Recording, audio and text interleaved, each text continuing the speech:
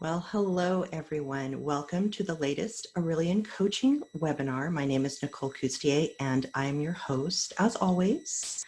Welcome back to the people who are joining us again after having been in previous webinars. And then for those of you who are new, I want to welcome you. This is a series that we have. It's free all the time.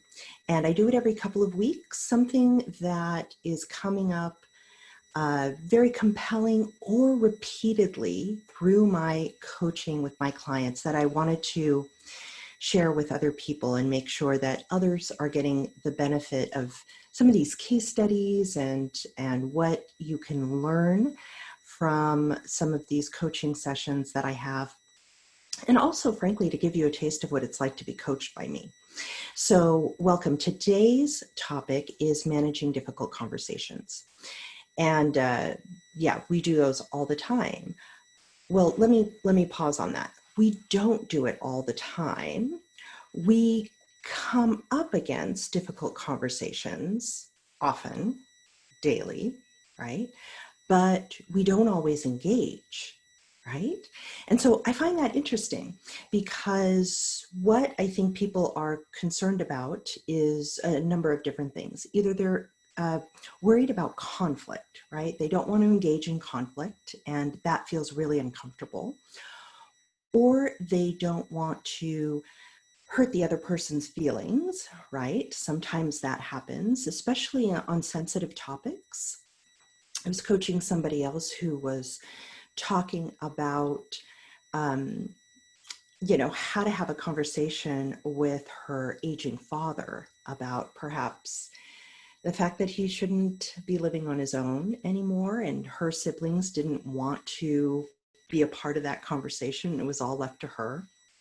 So these are the types of things that are huge milestone, difficult conversations, but there are lots of difficult conversations that we come up against every single day.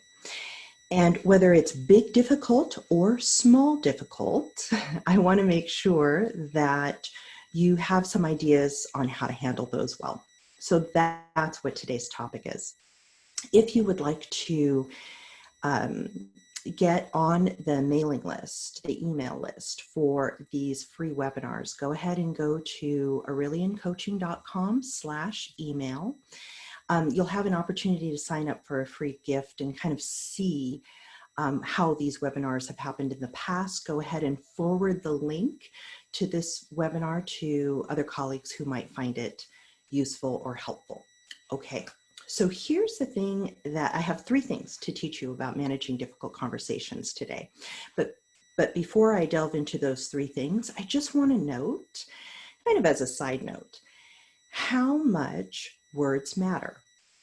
And I'm not talking about actually managing the conversation where, of course, words matter there, right?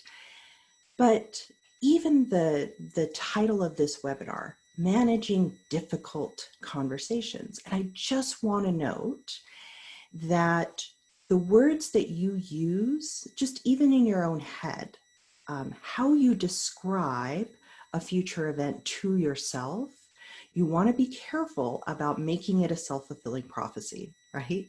If you are going into it saying, oh, this is going to be so hard, this is so difficult, you're pretty much guaranteeing the fact that it will be, because your brain is already set up in defense mode, right? Difficult, hard. And your brain might translate that into, I don't do this very well, right?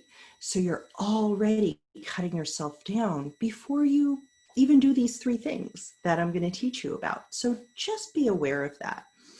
If some conversations are difficult, there's no question about it.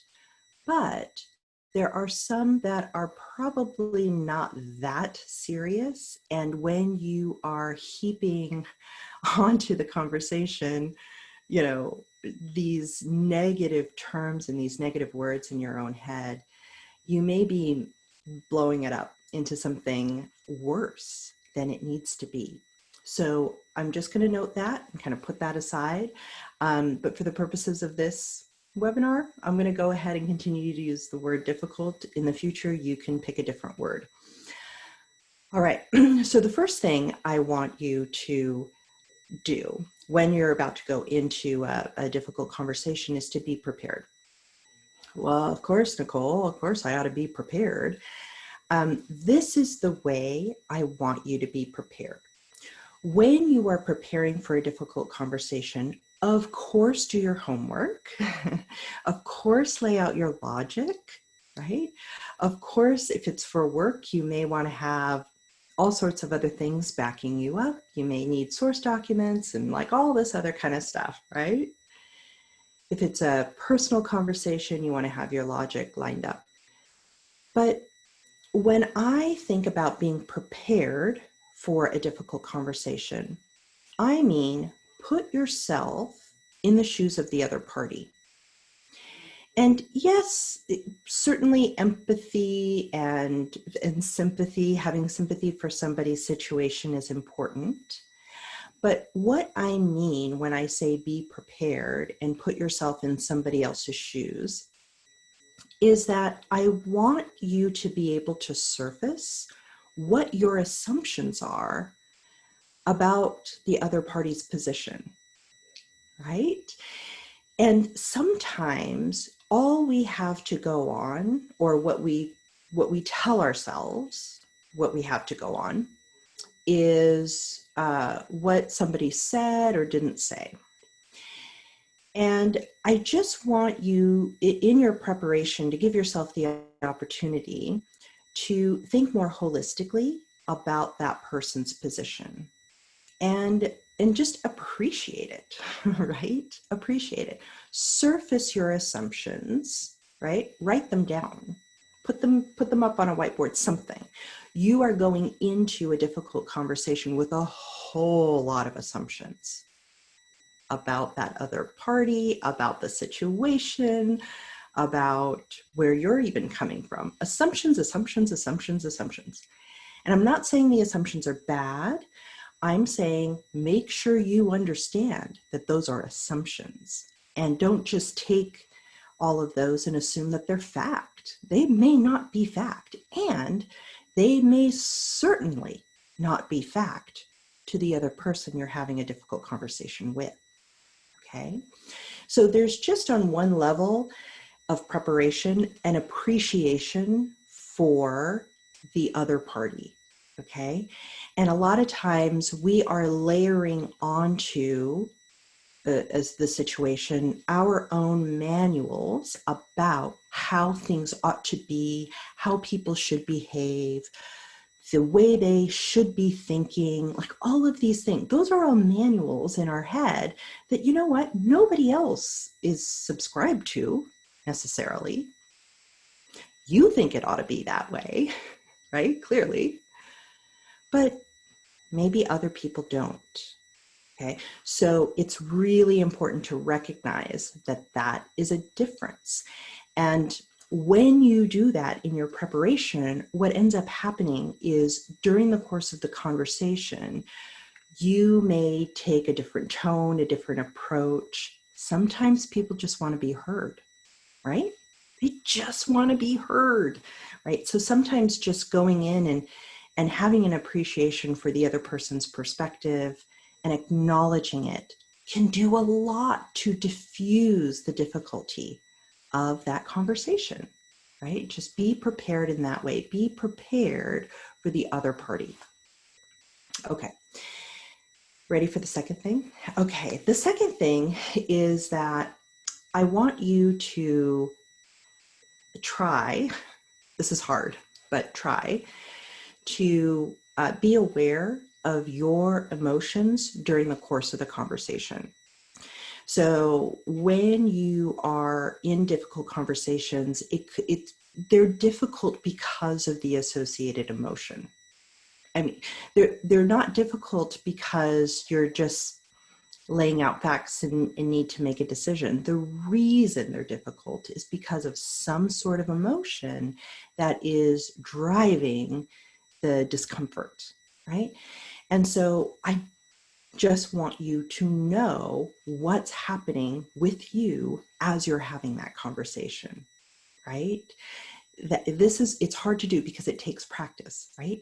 So if there are ways to practice this in other aspects of life that are not difficult conversations, try to do that first. See if, as you are having a conversation with your child, as you're having a conversation with a coworker, you can map your emotions, right? You start out confused, then you move to curious, then you move to frustrated, and then you move to angry, right? That could be one pathway. The reason this is important is because the more clarity you have about how you're feeling, the more you can tap into what you're thinking about the situation. Sometimes when things get emotionally charged, the emotions override all of the rational thinking. This is totally normal, by the way. This is like human nature. So we need to become practiced at recognizing that when you're feeling the emotion in a difficult conversation, that it's crowding out all the preparation that you did, all your good points, all of the research and all of the logic, all of the rationale that you had going into it. Once your emotion starts to bubble up, a lot of that other stuff, it's not as accessible, right? We've all experienced this in like really highly charged conversations. Well, just recognize that when you're going into difficult conversations, you know it's going to be tough, right? That's probably going to happen. There are going to be moments where you're like, ugh, and then your reason leaves, or it's not as accessible. Like you knew you had a point about this, and you're just so highly charged that you don't know how to articulate it very well. In the moment, you can recognize, oh, this is turning from frustration to anger, or this is turning from, curiosity to confusion. Okay, now you can slow down a little bit. You can even articulate the emotions, right? Because if you don't have as much access to the reason and the rationale and the logic, you can at least point to the emotion and say, this is what's happening with me right now. And I'm confused because, I'm angry because. And then you can begin to access some of the thinking behind the emotion. Okay, so that's another thing, that you just know that difficult conversations come with a lot of emotions. Emotionally manage yourself during the conversation. That is going to do a lot to help you actually get through that conversation well. Okay, so think about that in advance, and then think about it as you're going through it. Okay. Here's the third thing that I want you to keep in mind with difficult conversations. Take care of yourself afterwards. Take care of yourself afterwards. This is something that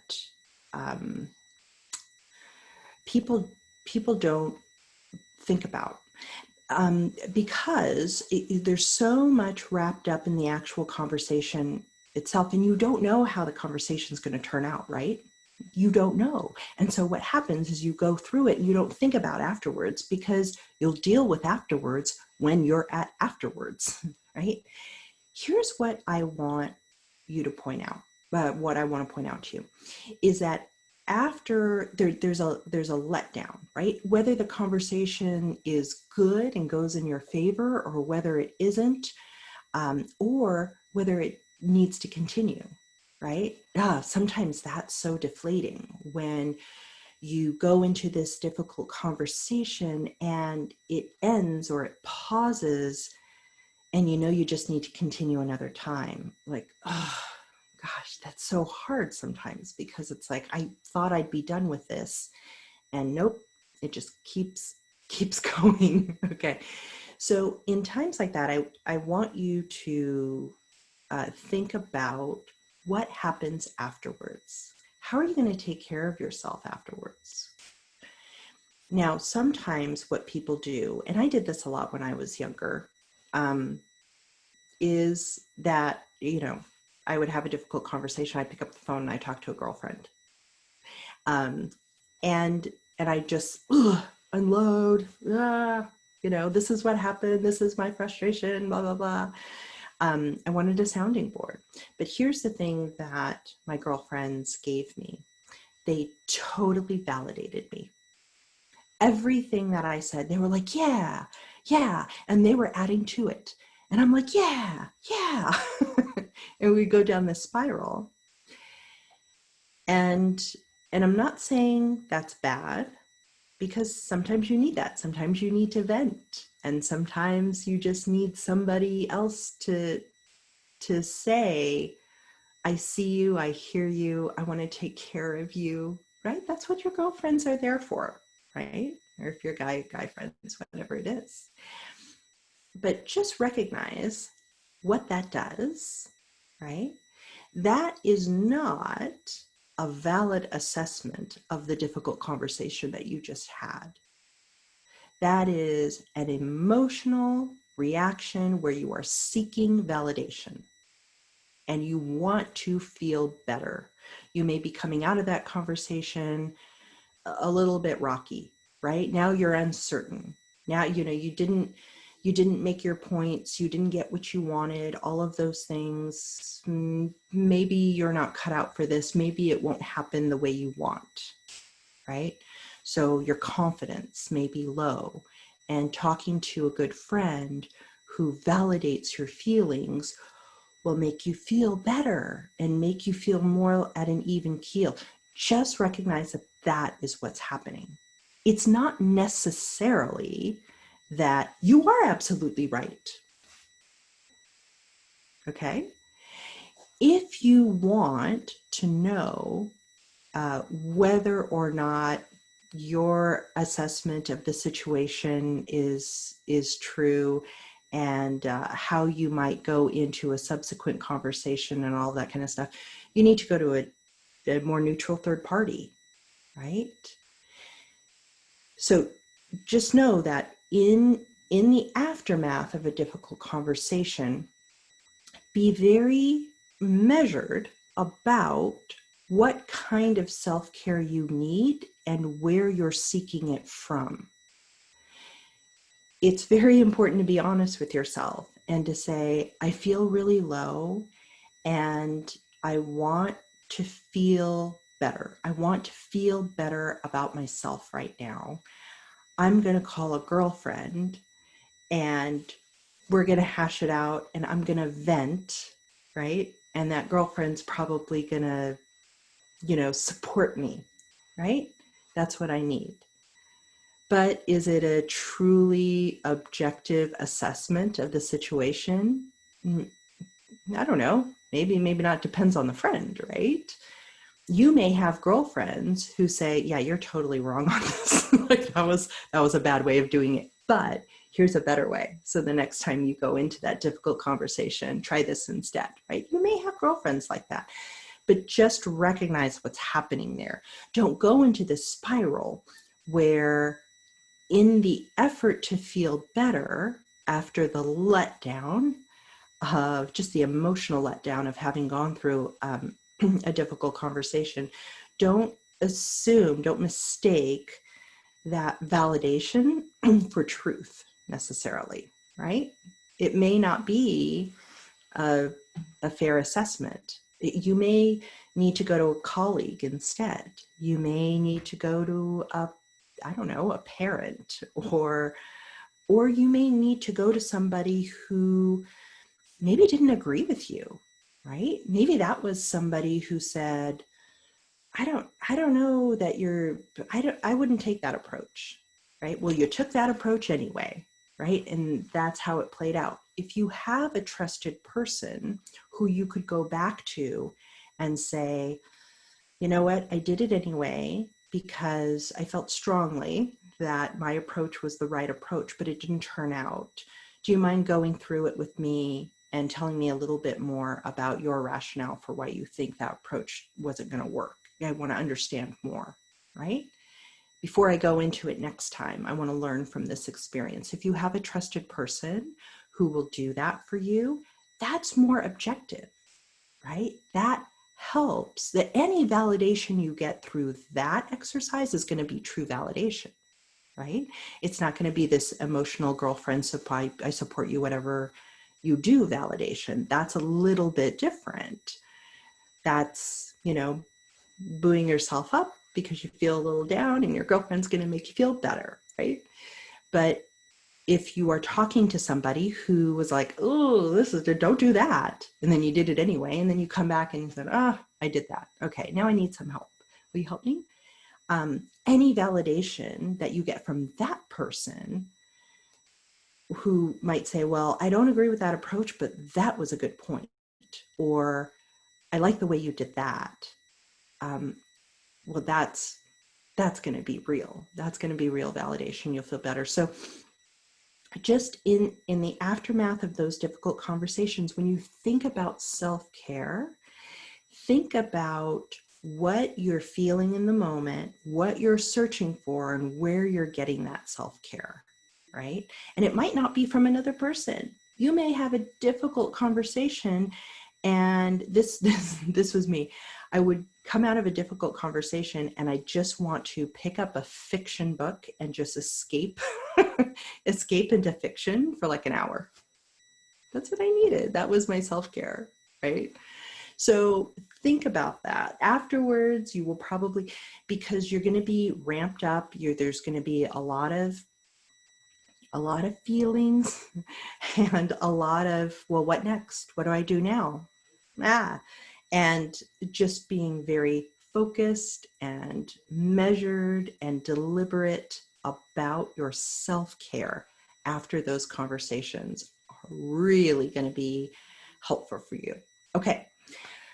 So that's the scoop. That is for some of the things that I've been dealing with lately with some of my clients. I thought this might be helpful for you guys. So just to recap, for difficult conversations, number one, be prepared. And when I say be prepared, surface your assumptions about the other party. Surface the assumptions that you have about how things ought to be, or how people ought to behave, and just appreciate that the other person might not feel that way and might not have those same manuals of behavior that you have. That's going to be helpful in just going through the conversation and letting the other person feel heard, right? Okay, the second thing is that I want you to try to manage your emotions during the course of those difficult conversations. Just recognize what you're feeling and how it's changing as you go, so that you can have some measure of control over at least your part of the conversation. Don't let it get out of hand, right? Recognize when you're going from, these are the examples that I used earlier, when you're going from curious to confused or frustrated to angry, all of those things. Recognize that's what's happening in the moment. The more you can tap into that and know what's happening, the better you can control and mitigate escalation, at least on your part, right? That's all you can control, your part of this. And then the third thing is be a little bit more proactive and forward thinking about the self-care that you need after the difficult conversation, whether it's some alone time, go to the spa, or whether you need to be around people, right? If you need distraction, or if you need time to really download and review in your mind how the conversation went, sometimes you need that. And as part of that self-care, just be aware the type of self-care that you are seeking and where you're seeking it from, right? Do you want just to feel better and you're going to go anybody who's going to make you feel better in the moment? That's fine. just recognize that's what's happening, right? If you want a really stable, objective assessment of what's happening, you probably need to go to an outside party, right? So think about that and where you might seek some follow-up care after the difficult conversation. All right, guys, I hope this was helpful. I hope you guys have a wonderful rest of the week and weekend. Go to aureliancoaching.com/email to sign up and get notifications for more of these webinars in the future. My name is Nicole Coustier, and I'll talk to you guys next time. Bye.